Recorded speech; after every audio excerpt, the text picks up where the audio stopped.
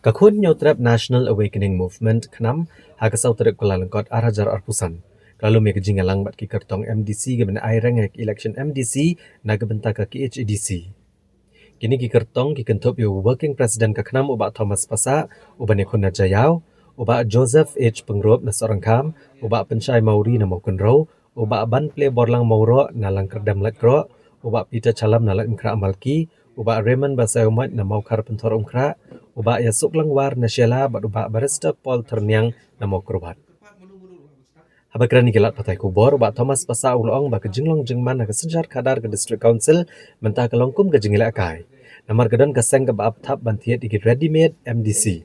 Kebutagi padba ke demen usiar bahak NPP namarkan up tap da ki MDC kibla job na kebe keseng. Bat ban cutiet yaki kenang banwan hakabor. Uba Thomas Pasa ulong ba kenam kala penlong kenang ya gani kejingalang ban penskam ki kertong alor kemensiam ban yatip lang bat ban bat ya kekular bah bala job na keseng om de ban chat kelai keseng bat de ban yaine.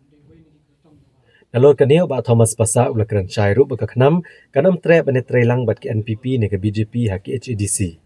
Da ka ba kedoru ban namar ba kenam kali I lupa ya karkom tre kam jong ke NPP. Bat ka BJP. Balada kiwei kiseng ki kwa bende trelang bat kaknam ke dahapan pediang lot ika mat trekam jong keseng. Yaka sincar karan council ki mudur bok pai bau dei bok lebih. Pai bau dei babi. Kisim kabuang ta bar ni kermen dak bas kam mau pai bau dei bas ta. Umbai ban ailat mar ba ka jing septing kalau menta kadang ka parti menta ka bakwa daki MDC ready made. Man shoot hit bai kinyo bang bos nisar. Tek pai ba udah ban husiar ko migini ki parti. Kan pipi mentah ka bakan yo ka jinjar wa ki si. Kan dai kala tip kan up lagi ready made bai. Ki wala job nang tu. Bakan yo pada ban bat ya jinjar kadar.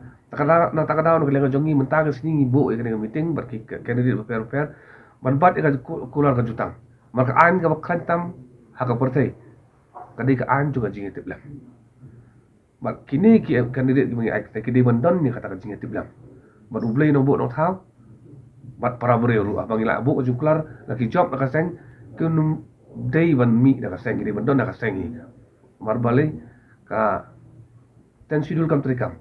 Aka dis council ka anti defection law kam trikam. Teka plelat ni MBC babon ban ya mi nang tu ya rung satu. Teka ne pada kawan ra ya ka instability ya ka jing pam ya bet ya ti ka sincara kadar pada dis council. Kumtahi kumba fiktif hi ba kibubun ki isu ki ba iju warak na kapor ha ka bedai ba ke election nginam pen pera ka election bam taru na marbalay ngisngo ba kanong rim ka